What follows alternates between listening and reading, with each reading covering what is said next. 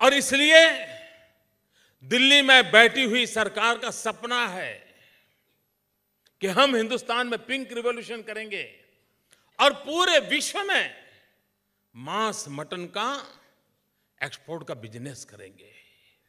और इस वर्ष भारत सरकार ने घोषित किया है, स्वयं भारत सरकार ने घोषित किया है कि पूरे विश्व में बीफ एक्सपोर्ट में हिंदुस्तान नंबर 1 है। किन चीजों के लिए गर्व किया जा रहा है? भाइयों बहनों, आपका कलेजा रो रहा है कि नहीं मुझे मालूम नहीं, मेरा कलेजा चिक चिक करके पुकार रहा है।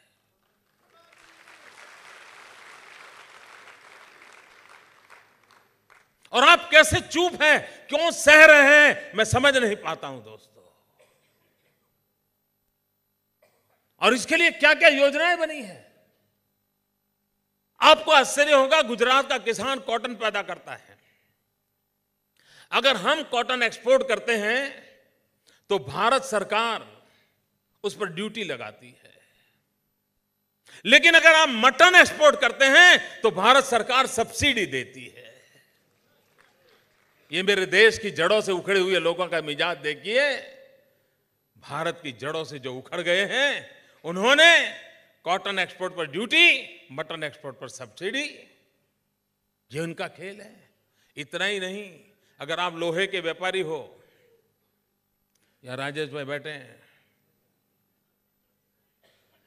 क्या कभी आपको अहमदाबाद से दिल्ली लोहा भेजना हो और वहां पर कोई अस्पताल के लिए लोहा भेज रहे हो, कोई ब्रिज बनाने के लिए लोहा भेज रहे हो, जो जनता के उपयोग के काम आने वाला है लोहा, क्या ये हिंदुस्तान की सरकार आपका लोहा यहां से दिल्ली ले जाने के लिए आपको ट्रांसपोर्ट सब्सिडी देगी? क्या ट्रांसपोर्ट सब्सिडी मिलती है भाई? आप मान लीजिए गरीबों के लिए किसी प्रदेश के अंदर चावल गेहूं बेचना चाहते हैं, क्या ट्रांसपोर्ट सब्सिडी हिंदुस्तान देता है? क्या आपको जानकर के पीड़ा होगी मेरे भाइयों बहनों, अगर मटन एक्सपोर्ट करने वाला मटन एक्सपोर्ट करने के बाद अपने कत्ल खाने से मुंबई बंदर तक मटन ले जाता है तो भारत सरकार प्रति टन प्रति किलोमीटर उसको सब्सिडी देती है, ट्रांसपोर्टेशन की सब्सिडी देती है। इतना ही नहीं मित्रों, आप कोई उद्योग लगाना चाहें, कारखाना लगाना चाहें, क्या हिंदुस्तान की सरकार आपको कोई सब्सिडी देती है? आपको जानकर के हैरानी होगी, अगर आप कत्लखाना लगाते हैं, स्लॉटर हाउस लगाते हैं, तो आपको 15 करोड़ रुपया हिंदुस्तान की तिजोरी से दिया जाता है। 15 करोड़ रुपया सब्सिडी मिलती है। भाइयों बहनों, इतना ही नहीं, आप अगर हमारे गुजरात के अंदर सिर्फ हम वाइब्रेंट गुजरात समिट करते हैं ना, और उसमें लोग आते हैं, व्यापारी लोग, उद्योगकार आते हैं। सिर्फ गुजरात आए हैं इसलिए इनकम टैक्स डिपार्टमेंट उनको नोटिस भेजता है कि आप गुजरात क्यों गए थे। ये हाल है देश का।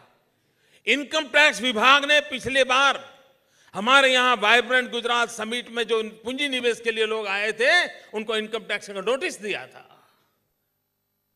अगर आपको इनकम की इतनी जरूरत है और टैक्स की इतनी चिंता है, और दूसरी तरफ क्या करते हैं, अगर आप मटन का बिजनेस करते हो, मटन एक्सपोर्ट का काम करते हो, तो 5 साल तक आपको इनकम टैक्स में माफी दी जाती है। भाइयों बहनों, ये मैं किसी और देश की बात नहीं कर रहा हूं, जहां भगवान महावीर पैदा हुए थे, उस हिंदुस्तान की बात कर रहा हूं, इस हिंदुस्तान की सरकार की बात कर रहा हूं दोस्तों। और तब मैं कहता हूं कि कलेजा रो रहा है, देश को किस दिशा में ले जाया जा रहा है। और अगर हम एक समाज के नाते जागरूक नहीं होते,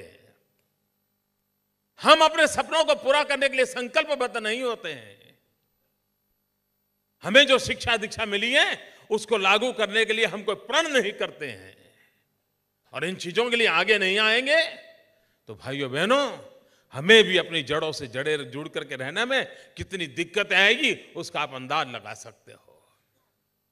और तब जाकर के इन चीजों को रोकना आवश्यक होता है। देश के प्रधानमंत्री इसका जवाब नहीं दे सकते। वैसे भी उनको सुख है।